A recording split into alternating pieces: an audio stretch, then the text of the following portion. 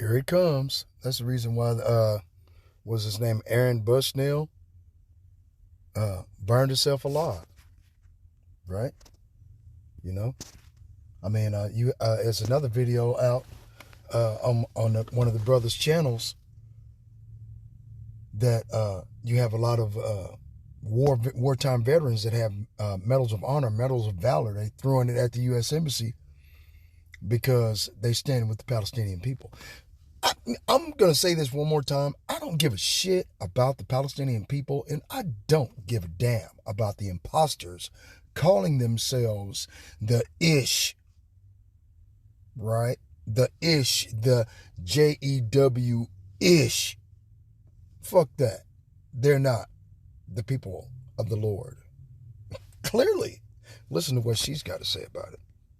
The only reason that white people in the United States or anywhere we are, in Europe, in Africa, in Australia, in Israel, wherever we are the colonizers.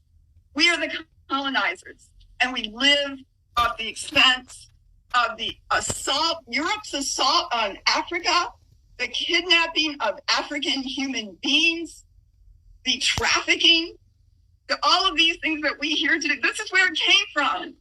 Hundreds of years of assaulting and stealing everything that African people and Africa as a continent had and putting it into the hands of white people. And so this is why, as the chairman has said, the true class struggle, the true working class in the world is the African and colonized working class, not white people, because all white people, and you know this is true. You and I know this is true by just living our lives and seeing it. All white people sit on the pedestal, on the backs of African and indigenous people. And, you know, the statistics are that even poor white people have an easier ability in a crisis to raise $3,000 in an emergency than middle-class African people do. Because we live in social wealth. I know I don't understand your experience. Yes, ma'am. Because I have never had to live it. Come on now. I can sympathize, and I can recognize when things are wrong. For instance, the black man or woman should never be afraid for their life, for getting pulled over for speeding. Come on now. But I have never lived in that fear. Come on now. Come on. No black man or woman should ever be reluctant to walk outside for fear of racial profiling. Come on, sister. But I have never been racially profiled. That's right. Come on now. No black man or woman should ever expect to go to jail in their lifetime because of the color of their skin. Come on now. But I have never lived in that expectancy.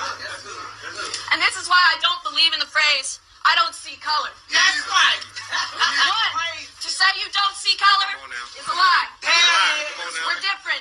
We can all see that. But two, and way more importantly, to deny the differences in our skin is to deny the differences in our privilege. Come on. I'm going to say that again because I think it's worth repeating. To deny the differences in our skin is to deny the differences in our privilege.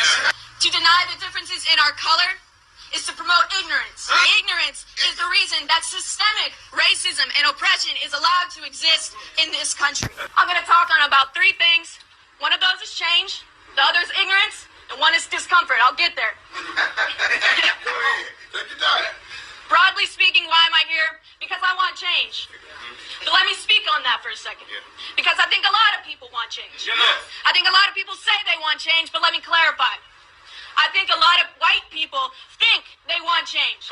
But here's the thing about that. In order for there to be a true and genuine change, for you, for the black community, for people of color, there has to be an equal and requited amount of change for white privilege. And that is something that white people don't want to think about. They don't want to admit that. White people don't want to acknowledge the head start we have in life just for being born this color. That is willful ignorance. Willful ignorance is what allows oppression to continue in this country. I think one of the biggest things that allows ignorance to continue is our education system. There it is, baby. Our education system. I can recognize when something is wrong. And And that is wrong. Why? Because when you tell that history, the history that excludes black history and black culture and the black experience, you allow white people to think that nothing is wrong. And when that happens, you allow white people to think, well, it was bad back then, but it's not bad now. Hell no. It's bad now. In fact, some might say it's worse because this is systemic oppression. This is institutional oppression. This is oppression that is not overt, but it is just as powerful, and we are